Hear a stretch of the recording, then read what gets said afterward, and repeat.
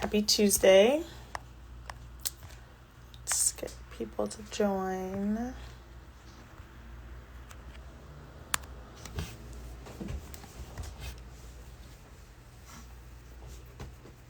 Hello. Happy Tuesday. We have a few viewers. How's everyone doing? Everyone's had a great day so far. I'm going to go ahead and get started in about 2 minutes. So let's get started like 5:03, see if we have more viewers. And then we can get started. Hope everyone had a good day. Hump day's tomorrow, so it's exciting. Hi, Paul. How are you? Thanks for joining. Okay, let's just wait 1 more minute and then we'll get started with today's live. Hi, Paula. Hello. Nice to see you. Thanks for joining us today. Let's see. We can actually get started. So, hello everyone. Let me just introduce myself again. My name is Eva Kuhn. I am an AmeriCorps Fellow here at Whitman-Walker, and I work in the social media department. I use she, her, hers pronouns. And today I really want us to talk about the Black healthcare heroes in women's health. And before we get started with that, I wanted us to talk about just a few issues that are prevalent in Black women's health. I know I've come on the platform before to talk about maternal mortality rates and things like that, but I also wanted to shed light on other issues that are affecting Black women in regards to their health in America. So before we get started, I just want to let you guys all know that throughout the rest of the year, we're still going to continue coming on the platform talking about various health practices. And we did get some new members in our social media team.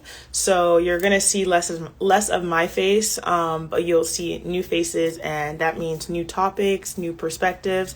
So I hope everyone's excited to see them on the platform at the end of this week. So happy Black History Month. We're still in the month of February, so we're going to continue celebrating it as long as with the rest of the year. So in honor of Black History Month, I wanted us to really come on this platform and center the experiences and the work and the issues, just everything regarding Black people, and really just shedding light on different aspects of the lived experiences of Black individuals. So today I wanted to discuss and share individuals as well as organizations that are devoted to Black women's health, both in the present, so right now, as well as the past. So before we continue, I also want to say thank you to all the Black healthcare workers at Whitman-Walker. We definitely see what you're doing, and we appreciate all the work you do. So like I had mentioned before, Black women face similar health problems to white, Hispanic individuals, Asian people, but oftentimes these experiences are they experience them at a higher rate due to many factors. So systemic inequality, sexism, there's problems with like socioeconomic statuses or socioeconomic disparities.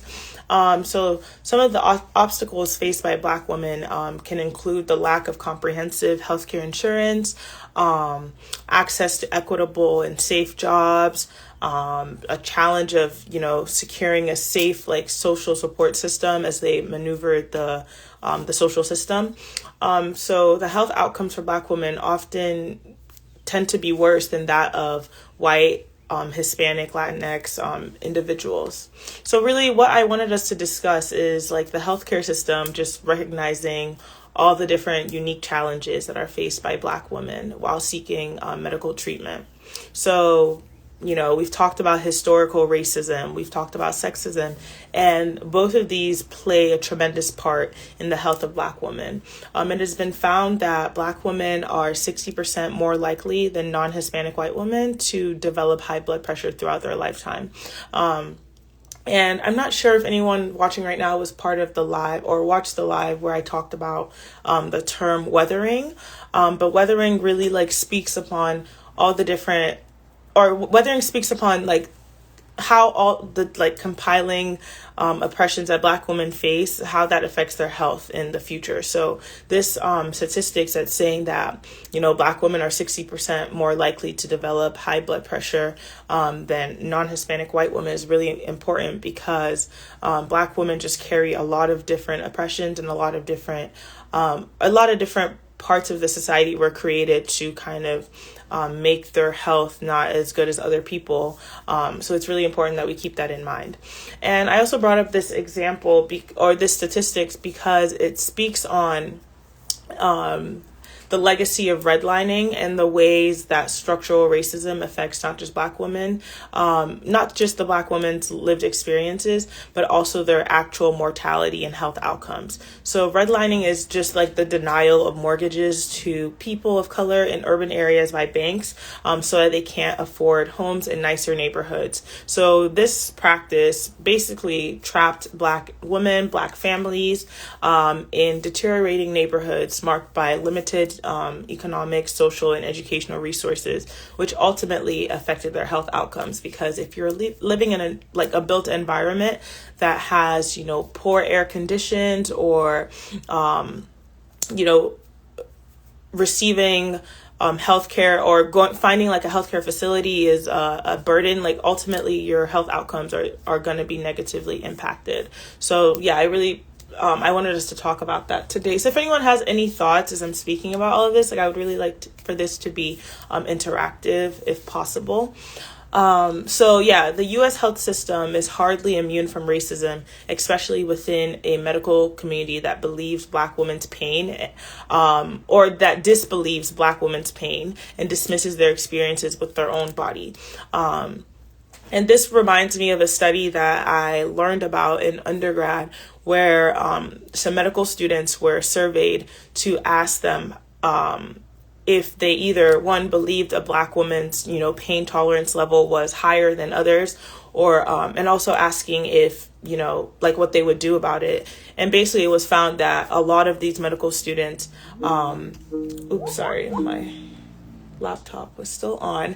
A lot of these medical students thought that Black women's pain tolerances were higher than what they actually were. So this just points to the fact that even in a healthcare system that was created to treat people, there's a bias in place that is negatively affecting the health outcomes of Black women, because oftentimes some healthcare professionals may think a Black woman can tolerate more pain than she actually can. And this actually is going to bring me to the next story I wanted to talk to you guys about. So this is about a woman named Shalon Irving. And she actually she ended up passing away, but she worked at the CDC, and her whole mission before she passed away, she wanted to work against, the maternal mortality rates that Black women are facing in the U.S. And she was an expectant mom at the age of 36. She was really excited. This is a woman that was extremely educated. She knew the disparities that, were in place against her, and she knew the resources she needed to tap into to prevent having, this negative outcome. So she did everything right. But 3 weeks after giving birth, she died from complications due to high blood pressure.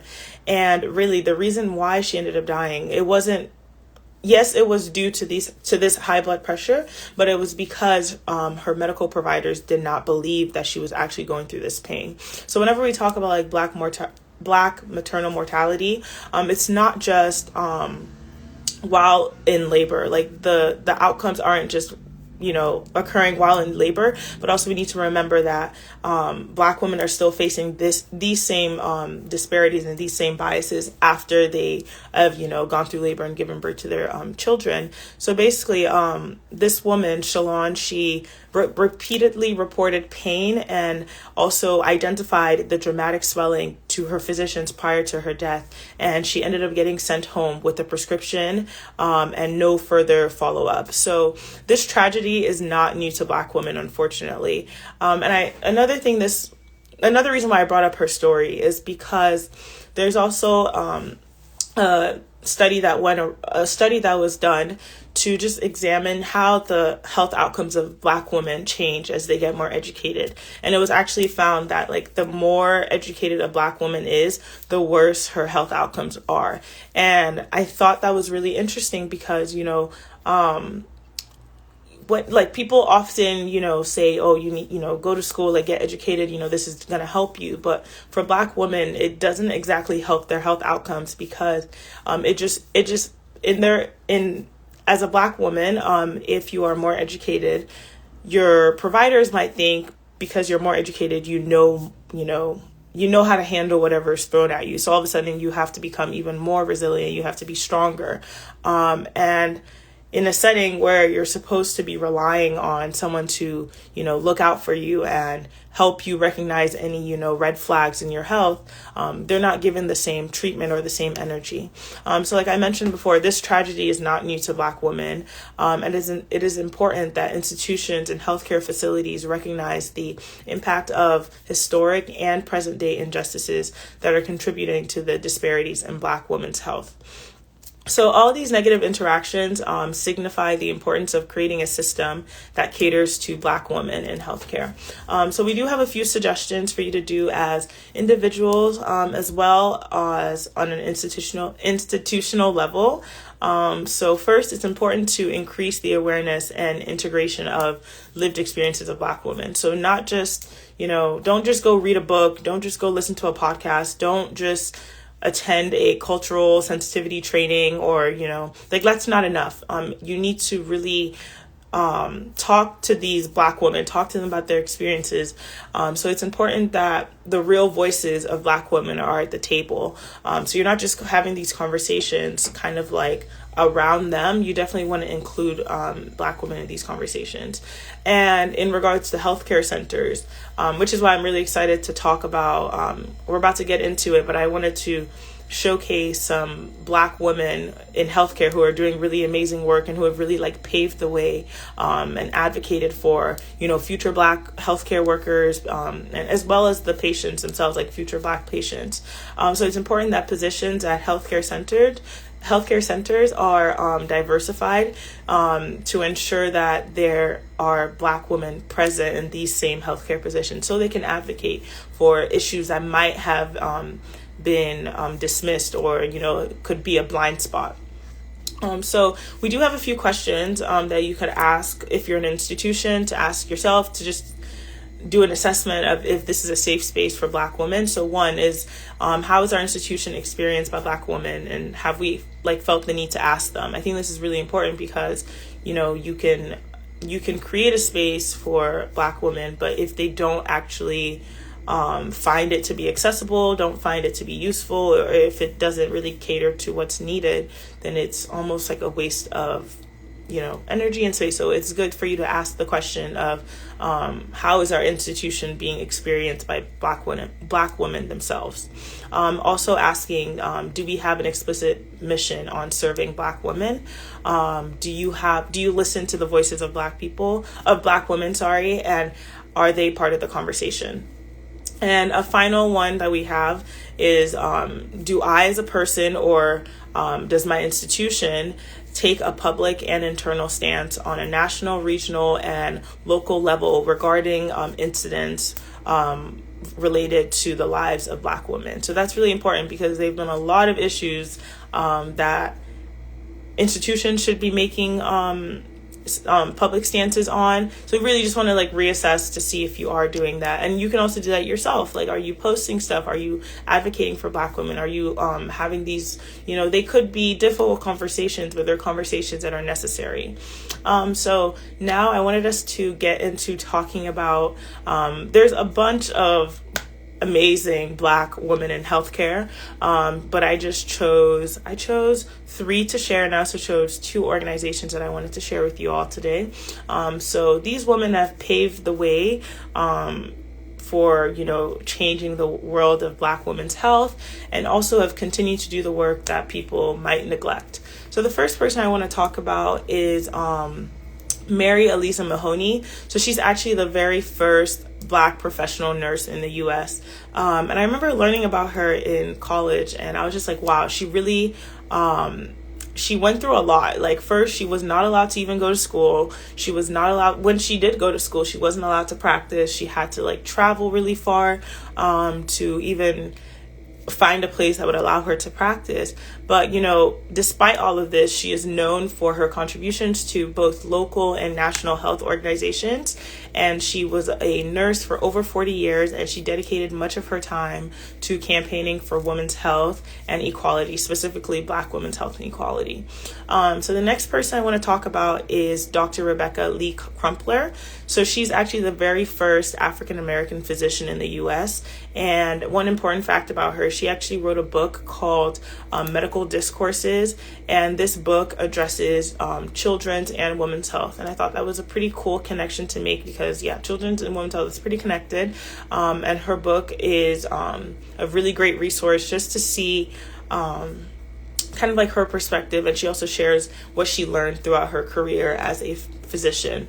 And then the final person I wanted to share is Dr. Donna Christian, and she's the very first African-American female medical doctor to serve in the U.S. Congress. So her mission as a physician was to work to end healthcare and health insurance disparities for Black women, and she specifically focused on fighting against HIV and AIDS, which I thought was really important because, like we talked about, I think we had a live about this maybe a few months ago, but we talked about the experiences of Black women and a Black woman living with HIV and AIDS, and how, they're often, gone forgotten.